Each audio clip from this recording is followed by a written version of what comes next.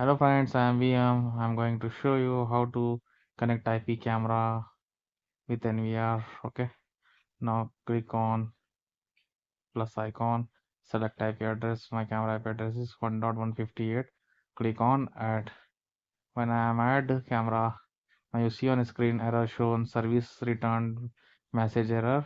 Now I'm going to show you how to fix this error. Okay, now right click on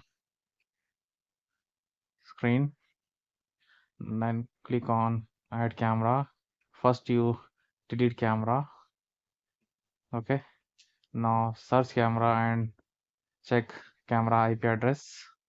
Now you see camera IP address is 1.158. Okay, now add this camera, manual add. Okay, now select here option on VIF and then type here IP address manually 192.168.1.158 camera IP address. Okay, 158. After this, I camera password here.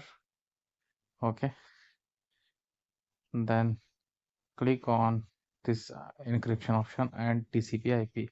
After this, connect. Click on connect. Click on OK. Now right click. Now you check on the screen. Camera is added successfully. Okay, that's it.